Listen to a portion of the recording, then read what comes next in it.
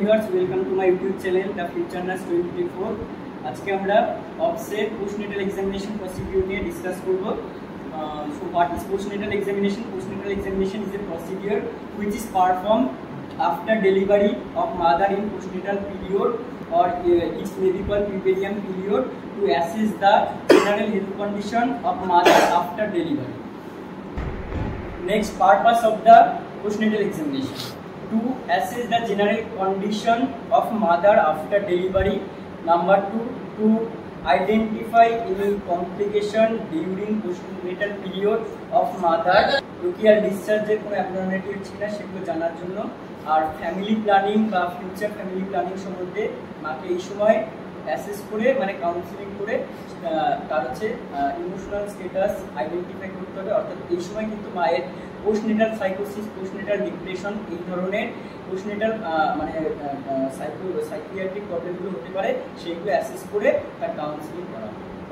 তাহলে হচ্ছে এবার প্রসিডিউরটা কমপ্লিট করার জন্য আমরা 4টে প্রিপারেশন ফলো করব। নাম্বার 1 হচ্ছে এনভায়রনমেন্ট প্রিপারেশন। এনভায়রনমেন্টটাতে কি করব? একটা প্রসিডিউরটা পারফর্ম করার জন্য একটা স্ক্রিন দরকার। মাদার প্রিপারেশন, মাদার প্রিপারেশনে বেশ কয়েকটা জিনিস মাকে বলতে হবে। প্রথমত মায়ের ভার্বাল কনসেন্ট দিতে হবে, অর্থাৎ প্রসিডিউরটা সম্বন্ধে বলে দিতে হবে এবং তার ভার্বাল কনসেন্ট দিতে হবে। আপনার নাম কি? আপনার এটা কত নম্বর, মানে কত নম্বর টেকনিক হচ্ছে? ছেলে না মেয়ে হয়েছে? মেয়ে। আচ্ছা, কোথায় বাচ্চা কোথায় আছে? বাচ্চা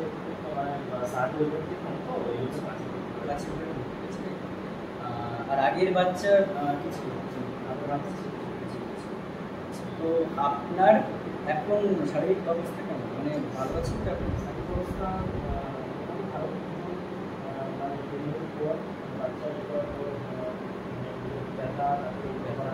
নর্মালি হয়েছিল না সিরিয়াল? আচ্ছা,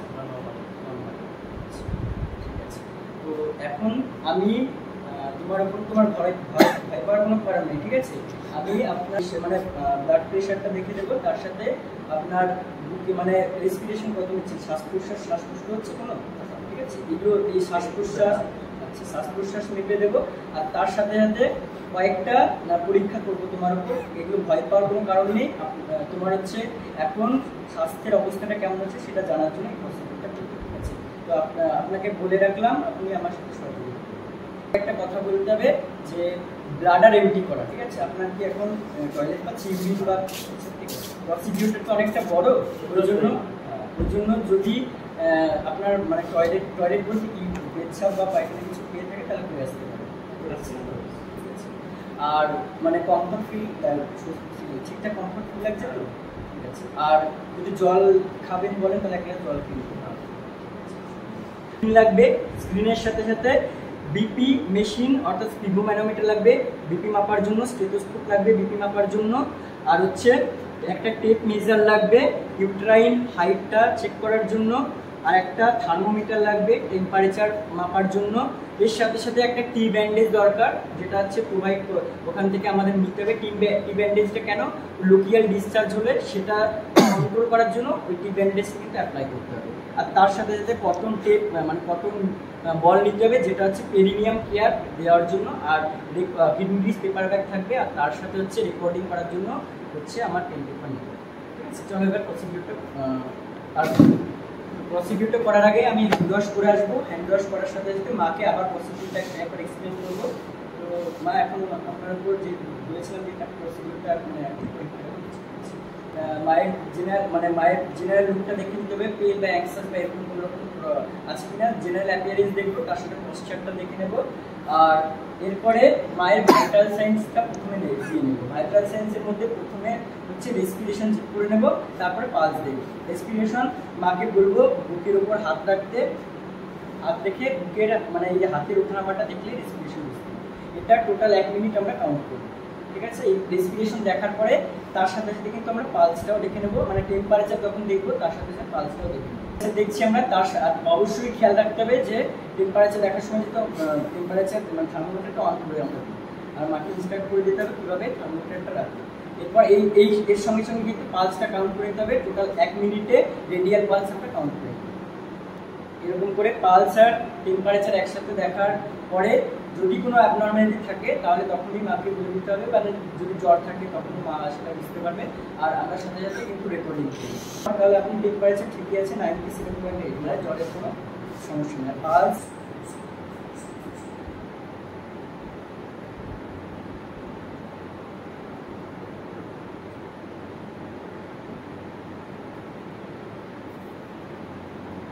ঠিক আছে, প্রেশার আপনার নরমালি আছে, অর্থাৎ 122/80 আছে।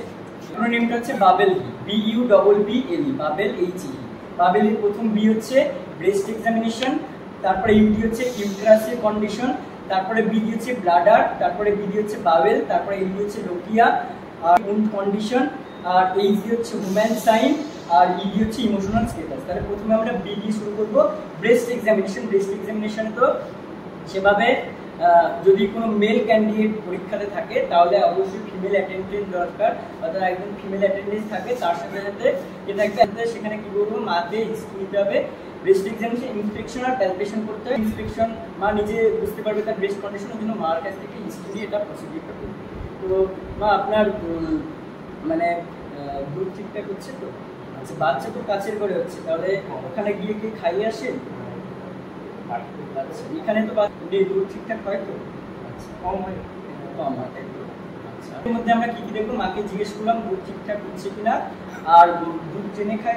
আচ্ছা, ওখানে কি বাটিতে খাইয়ে আসে? তাহলে তো ওটা তো বুঝতে পারবে না টেনে খাচ্ছে কিনা। এটা কিন্তু দুধ টেনে খাচ্ছে কিনা মাকে নিতে হবে। যদি এখানে বাচ্চা থাকতো তাহলে মা সেটা করতে পারতো। আর টেনে খাচ্ছে কিনা এটা জানতে পারলে আমরা কি জানতে পারবো, তাহলে মায়ের ব্রেস্টের নিপেল ঠিকঠাক আছে, মানে কোনো ইনভার্টেড যদি থাকে বা ক্র্যাক থাকে বা ফ্ল্যাট নিপেল থাকে, তাহলে কিন্তু ব্রেস্ট যে ফর্মেশন হয়ে থাকবে, তারপর কিন্তু ব্রেস্টটা ঠিকঠাকভাবে আউট হবে না বা বাচ্চা খেতে পারবে না। ওই জন্য মায়ের কাছ থেকে হিস্ট্রি নেওয়াই যথেষ্ট। আর তারপরে মায়ের কাছে বলতে হবে যে আপনার মানে ব্রেস্টে কোনো রকম দাগ বা কিছু আছে, স্কার বা এরকম আছে, এবং যদি কোনো স্কার থেকে থাকে বা ব্রেস্টে কোনো মানে খোলার কোনো অংশ আছে, ঠিক আছে। তো অবশ্যই এটা গেল ব্রেস্ট এক্সামিনেশন। এরপরে অর্থাৎ ইউটেরাসে মায়ের অ্যাবডোমেনটা এক্সপোজ করতে হবে, ওই জন্য মাকে কনসেন্টলি কিন্তু এটা করতে হবে। তো আপনার পেটটা একটু পরীক্ষা করবো তো, ঠিক আছে। সেটা অর্থাৎ এখানে কি জানবো, এখানে আপনার প্রেগনেন্সি যখন ছিল তখন তো পেটটা অনেকটু হাইট ছিল, এখন সেটা আস্তে আস্তে কিন্তু আগের অবস্থায় আবার চলে যাবে, সেটা আমরা বলতে পারি। তো নর্মাল ইউটেরাসের হাইট কত থাকে? 8 সেন্টিমিটার নন প্রেগনেন্ট স্ট্যাটাসে। সেটা আবার প্রেগনেন্সি পিরিয়ডে এক টার্মে গিয়ে 35 সেন্টিমিটার হয়। এরপরে মানে সিম্পাই যেই ডেলিভারি হয়ে যাবে, ডেলিভারি হওয়ার 24 ঘন্টা পর্যন্ত, মানে ডেলিভারি ধরুন আজকে হলো, তাহলে কালকে ঠিক এই টাইম পর্যন্ত ইউটেরাসের হাইটের কোনো চেঞ্জ হবে না। থেকে ঠিক সেই হাইটটা কত করে, 1/2 ইঞ্চি অর্থাৎ 1.25 সেন্টিমিটার করে কিন্তু কমতে থাকবে। কমতে থেকে 7 দিন বা 10 দিনের মাথায়, 7 দিন বা কমপ্লিটেড 10 দিনের মাথায় গিয়ে আবার নর্মাল অবস্থার মধ্যে 8 সেন্টিমিটার ফিরে আসবে। তাহলে আমরা এখন ওটা চেক করে নেব। ফান্ডাসটা ঠিক অ্যান্টিনেটাল এক্সামিনেশনে যেমন আইডেন্টিফাই করে, এইরকম ভাবে আলনার বর্ডার রেখে রেজিস্ট করবে, যেখানে অর্থাৎ অ্যান্টিনেটাল পিরিয়ডে অনেক আগেই রেজিস্ট করতো, পোস্টনেটাল পিরিয়ডে সেটা আম্বিলিকাস বা তার নিচে নেমে যাবে। অর্থাৎ এখানেও আমরা এরকম ভাবে নামতে নামতে যেখানে রেজিস্ট করবে, ধরুন এখানে রেজিস্ট করলো, তাহলে এখান থেকে আমরা সিম্পাইসিস পিউবিস পর্যন্ত মেজার করব। এখান থেকে মোটামুটি সিম্পাইসিস পিউবিস যতটা থাকবে, তাহলে এখানে আমরা এখন পেলাম। আপনার এখন কবে ডেলিভারি হয়েছে? কালকে, তাই তো? তাহলে কালকে যেহেতু হয়েছে, এটা আজকে 24 ঘন্টা এখনো যায়নি, তার মানে মোটামুটি যে হাইট ছিল সেই হাইটই থাকবে, কোনো চেঞ্জ হবে না। অর্থাৎ এখন আমরা পেলাম 22 সেন্টিমিটার। বাবেলের বি ব্লাডার আর বাবেল, তাহলে ব্লাডার বাবেলের হিস্ট্রি নিতে হবে। কি হিস্ট্রি নেব, যে আপনার ব্লাডারে কি বলবো, যে ইউরিন ঠিকঠাক হচ্ছে কিনা, প্রস্রাব ঠিকঠাক হচ্ছে তো। আর বাওয়েলে কি দেখবো, বাওয়েল সাউন্ডটা চেক করতে হবে।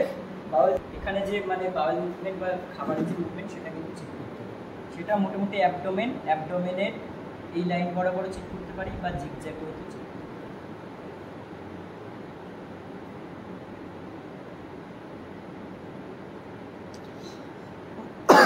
এখন পেটে ব্যথা আছে, ওই জন্য বাওয়েল সাউন্ডটা কিন্তু ঠিকঠাক অডিবেল হচ্ছে না, মানে হালকা সাউন্ড আসছে, কিন্তু পায়খানা ঠিকঠাক ক্লিয়ার হয় তো, ওই জন্যই বাওয়েল সাউন্ডটা কিন্তু অ্যাবনর্মাল হচ্ছে।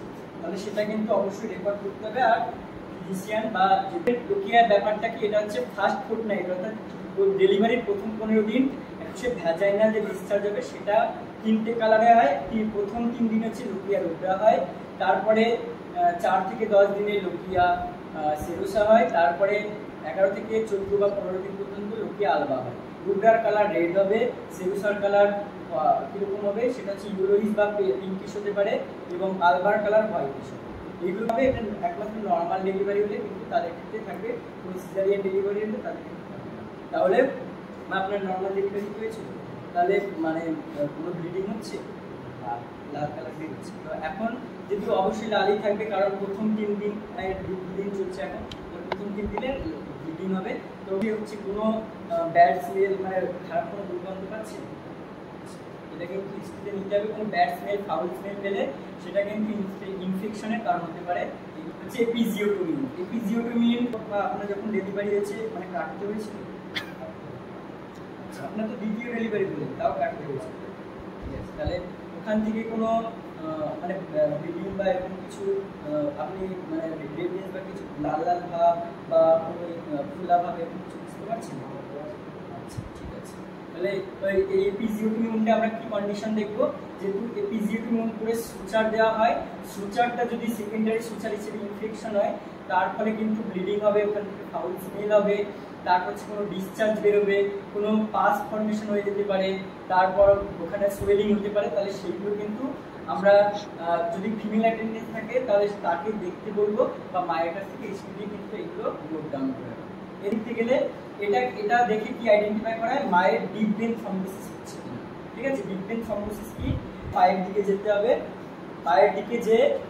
পায়ের দিকে গিয়ে নন ডমিনেন্ট যে হ্যান্ড, আমাদের বেশিরভাগেরই নন ডমিনেন্ট হ্যান্ড হচ্ছে লেফট হ্যান্ড দিয়ে মায়ের লেফট হ্যান্ড দিয়ে কি করবো, এখানে শোল্ডার ব্রেসে চেপে ধরবো, দিয়ে মাকে মানে 10 ডিগ্রি অ্যাঙ্গেলে পাটা উঠাতে বলবো, একটু পাটা উঠাও, 10 ডিগ্রি অ্যাঙ্গেলে পাটা উঠিয়ে এরপর আমার যে ডমিনেন্ট হ্যান্ড আছে, ডমিনেন্ট হ্যান্ড দিয়ে এখানে যে মাসেল সেটা হচ্ছে কাপ মাসেল, কাপ মাসেলে এরকম প্রেস করতে হবে।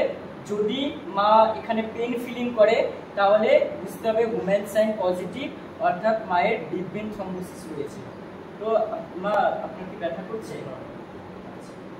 এটাকে কি বলে, কাপ মাসেল। কাপ মাসেলে পেন হচ্ছে না, তার মানে ডিপ ভেন থ্রম্বোসিস মানে ডিভিটি মায়ের কোনো রকম নেই।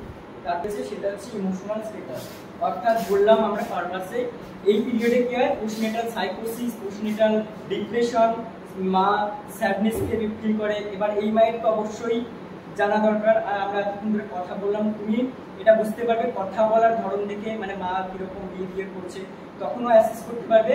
আর তারপরেও আরেকটু ভালো ইন্টারপার্সোনাল রিলেশনশিপ করার জন্য এই সমস্ত প্রসিডিউর, সমস্ত স্টেপ হয়ে যাওয়ার পরে তারপর কিন্তু মায়ের সাথে আবার কিছুক্ষণ কথা বলবে। তো এখন কেমন ফিল হচ্ছে? বাচ্চার জন্য একটু মন খারাপ হচ্ছে, ঠিক আছে। মন খারাপ করে পেটে ব্যথা হচ্ছে, সেটাও একটা আপনার ফ্যাক্টর। আর মন খারাপ করে কোনো অসুবিধা নেই, আপনি তো বাচ্চার কাছে দিনে যাচ্ছেন, কতবার করে যান? মানে 3বার করে, মানে ব্রেস্ট ফিডিং করাতে হবে, ঠিক আছে। তো ওইটা কিন্তু মানে কোনো ফ্যাক্ট না, কোনো অসুবিধা হবে না। আপনি যেহেতু নর্মালি ডেলিভারি হয়েছে, আপনার 3 দিন মতো থাকতে হবে, আর ওই 3 দিন মতোই থেকে আপনার হয়তো ছুটি হয়ে যাবে। কিন্তু বাচ্চার যেহেতু প্রবলেম হয়েছে, বাচ্চার কাছে করে ভর্তি থাকতে পারে, আপনার ছুটি হয়ে যাওয়ার পরে কিন্তু ভর্তি থাকতে পারে। ওই জন্য কী করতে হবে, টেনশন করবেন না একদম। আপনার হাজবেন্ড আছে, হাজবেন্ড কি বাড়িতে থাকে না কাজে? আচ্ছা, এমনি কাজ বাজ কী করে? ছুটি হওয়ার পরে যদি বাচ্চা ভর্তি থাকে তাহলে বাচ্চাকে দেখাশোনা করতে আসতে হবে। তখন আপনি যে ব্রেস্ট ফিডিংটা তখন ভালো করে করাতে পারবেন, এসে দেখাশোনা করবেন। আর আপনার সাথে যে ছুটি হয়ে গেলে কোনো চাপের প্রবলেম নেই। এখন তো দেখাশোনা দেখে আজকে কি আগের থেকে শ্বাসকষ্টটা কমেছে? শ্বাসকষ্ট ছাড়ার কোনো প্রবলেম নেই তো? তাহলে মানে খাওয়া দাওয়া করছেন এখন, কিন্তু বাচ্চার পুরো 6 মাস পর্যন্ত আপনার বুকের দুধই খাওয়াবে, কোনো সিম্পল এক ফোঁটা জলের বিন্দু খাওয়াবে। আপনার বুকের দুধের মধ্যে কিন্তু বাচ্চার সমস্ত পুষ্টি উপাদানগুলো রয়েছে, ঠিক আছে। এখানে ফ্যামিলি প্ল্যানিং সম্বন্ধেও বলে দিতে হবে। তো আপনার তো 2টো বাচ্চা হয়ে গেছে, পরে কি আর প্ল্যানিং আছে?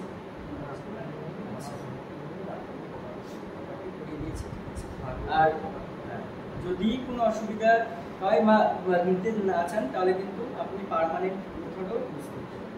পেলাম সেগুলো আমরা রেকর্ড করবো, রেকর্ড করে সমস্ত আর্টিকেলগুলো টার্মিনেট করবো, টার্মিনেট করে যে যা যা অ্যাবনর্মালিটি পেলাম সেগুলো ডক্টরকে নোটিফিকেশন করবো, পুরো প্রসিডিওরটা করতে সাহায্য করবো, মাকে থ্যাংক ইউ জানাবো। ঠিক আছে, ধন্যবাদ। তাহলে আর আমি যেগুলো বললাম সেগুলো মেনটেন করবে। আর এই সময় কিন্তু আপনার কিছু অবশ্যই বিশ্রামের বেশি দরকার, আর কোনো ভারী কাজ হাঁটাচলা এসব করবেন না। বাড়িতে কি কাজ করার কেউ আছে? বাড়িতে কি কি আছে? ওদেরকে ওরাও বুঝতে পারবে যেহেতু আপনার আগেও বাচ্চা রয়েছে, আর এখন কাজকর্মগুলো বাড়ির লোককে দিয়েই করা। ঠিক আছে।